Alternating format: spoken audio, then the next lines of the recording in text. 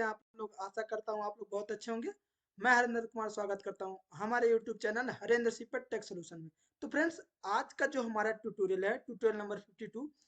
इस ट्यूटोरियल में हम लोग स्टॉक मॉडल कैसे फॉर्मूले के अंदर बनाते हैं, साथ में इसका उपयोग करके कैसे प्रोग्राम को बनाया जाता है और इसका उपयोग कहाँ होता है, ये सारी चीजें आप लोग को इस वीडियो में मिलने वाली है। इनकी जानकारियां अगर आप प्रॉपर अच्छी तरीके से शुरू से अंत तक इस वीडियो को देखेंगे तो आप लोग को model area cleanse, model rest area cleanse, साथ में स्टॉक मॉडल कैसे बनाया था, टोटल नॉलेज आप लोग को मिलने वाला है एज ए एक्सपीरियंस, जो हम ऑलरेडी मशीन पे भी मैं यूज करता हूं और आप लोग को भी यहाँ पे बताऊंगा।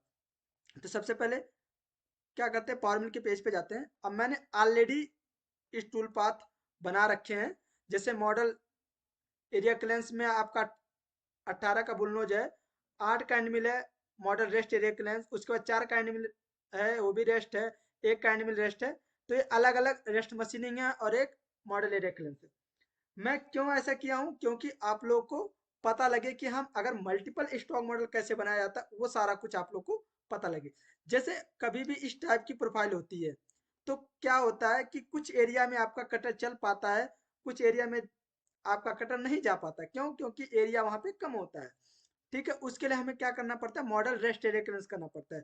मॉडल रेस्ट एरिया क्लियरेंस दो प्रकार से बनाया जाता है, एक स्टॉक मॉडल के ऊपर और एक आपका डायरेक्ट टूल पाथ के रेफरेंस से। तो दोनों में आप लोग को क्लियर करने वाला हूं और साथ में स्टॉक मॉडल भी बनाने वाला हूं। तो सबसे पहले क्या करते हैं, यहाँ पे आपके सामने मॉडल के नीचे स्टॉक मॉडल का ऑप्शन आता है।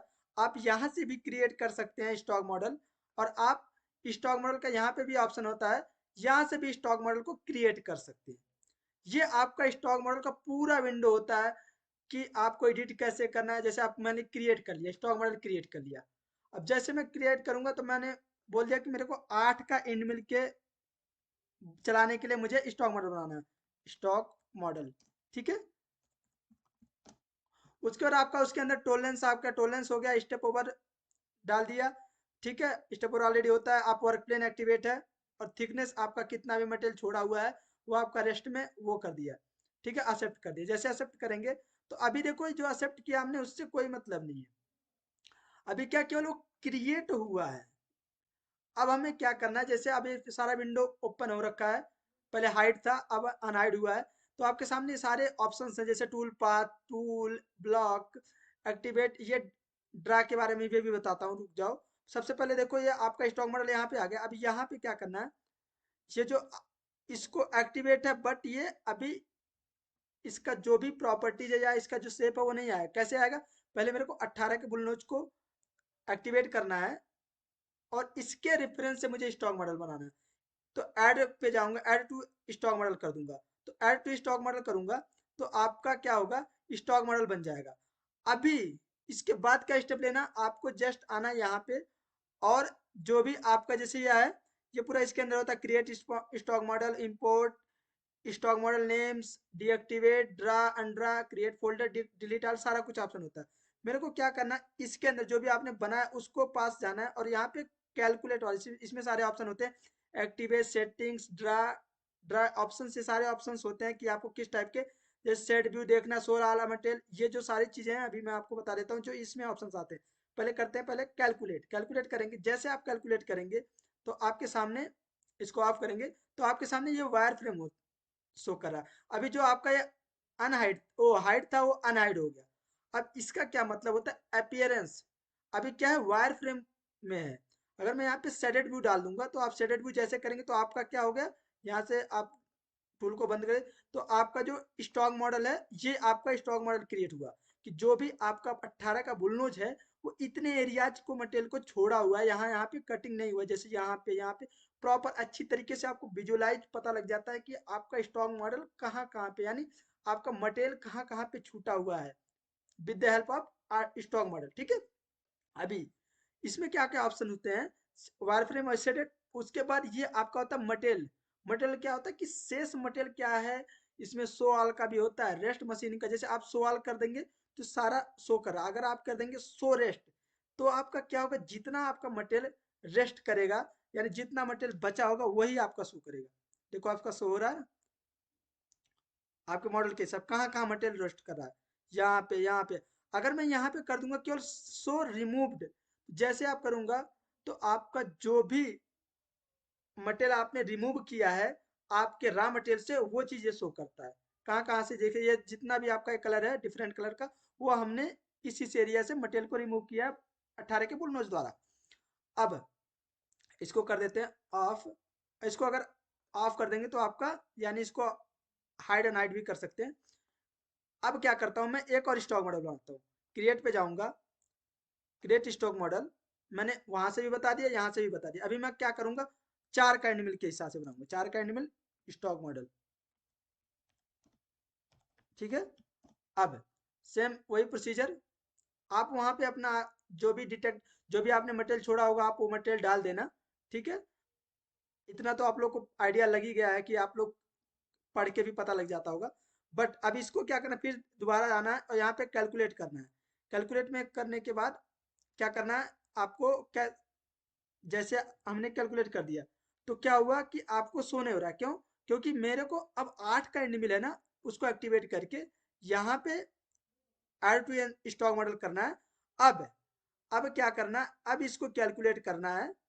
और कैलकुलेट करना है तो आप देखेंगे आपका वार फ्रेम देख रहा है, आप शेडेड व्यू देखेंगे। अब देखो जो क्या हो रहा कि 8 का इंड मिल, अगर हमें दोनों को करना है तो दोनों को इसको दोनों को करके इसको भी ऐड टू स्टॉक मॉडल कर देते हैं और उसके बाद इसको कैलकुलेट करते हैं। तो आपका क्या करता है, उतना ही एरिया आपका मशीन शो करता है जो आपके 8 के एंड मिल ने भी मटेरियल छोड़ रखा है। जैसे आपको इसको ऑफ कर दोनों को ऑफ कर देते हैं। अभी देखो जहां जहां पे आपका 8 का एंड मिल भी मशीन कर लिया उसके बाद भी कुछ मटेरियल छूट रहे हैं, वो क्या कर रहा है हमारा 4 का एंड मिल बनाएगा। उसके लिए स्टॉक मॉडल अभी मैं क्या करूंगा, तीनों का कर लेता हूँ। एक और क्रिएट स्टॉक मॉडल करता हूँ और उसके बाद यहाँ पे ये जो मैं जो वैल्यू बता रहा हूँ ये आप अपने हिसाब से कर सकते हैं। ठीक है, रेस्ट थिकनेस भी डाल सकते हैं, स्टेप ओवर भी डाल सकते हैं, सारा डाल देना। ठीक है, एक्सेप्ट कर देते हैं। मैं आप लोग को जस्ट आइडिया बता रहा हूँ, रीनेम कर देता हूँ इसमें। ठीक है, मान लो मैं कर दिया 1 का एंड मिल स्टॉक मॉडल। ठीक है, अब क्या है, अब मैं तीनों को जैसे एक को एक्टिवेट कर दिया, इसको एक्टिवेट कर दिया, अब तीनों को सेलेक्ट करूंगा ऐसे। ठीक है, और इसको कर दूंगा ऐड टू स्टॉक मॉडल।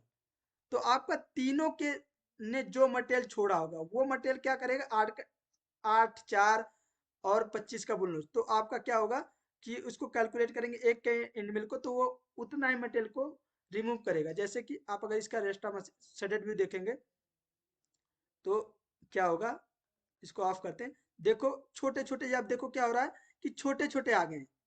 ठीक है, क्यों? क्योंकि अभी क्या एक का एनिमल भी मटेरियल थोड़ा बहुत छोड़ेगा, क्यों? क्योंकि यहाँ टेपर है और साथ में क्या हो रहा है कि जो आपका पेपर प्रोफाइल के कारण आपका जो भी एरिया है वो प्रॉपर अच्छी तरीके से मशीनिंग नहीं हो। इस वीडियो से कुछ भी सीखने को मिला होगा। ठीक है, और साथ में अगर कुछ लगा होगा कि मेरे से मिसिंग हुआ है तो प्लीज कमेंट करना। ठीक है, जिससे मैं उस जो भी पॉइंट है उस पॉइंट पे काम कर सकूं और साथ में आप लोग को बता सकूं, मुझे भी वो चीज पता लगेगा जो भी जिनको भी ऑलरेडी इन सब चीजों के बारे में पता होगा। क्यों? क्योंकि देखो क्या होता है कि टेक्निकल पर्सन वही होता है जो हर अपने अदर पर्सन से भी सीखने को इच्छुक रहे। क्या होता है, टेक्निकल फील्ड एक इतना बड़ा फील्ड है जिससे कि हमको डेली बेसिस पे आपको कुछ ना कुछ टेक्नोलॉजी कुछ ना कुछ जुगाड़बाजी सब कुछ सीखने को मिलता है। ठीक है, क्योंकि हमें स्टैंडर्ड को भी टेक्निकल फील्ड में हमें स्टैंडर्ड को भी फॉलो करना पड़ता है और जुगाड़बाजी भी सीखना पड़ता है, यानी टेक्निकल चीजें टेक्निक लगानी पड़ती है। ठीक है, अगर आप लोग को इस चैनल से थोड़ा बहुत इंफॉर्मेशन मिलता है तो please share and subscribe my YouTube channel and hit the bell icon. मिलते हैं।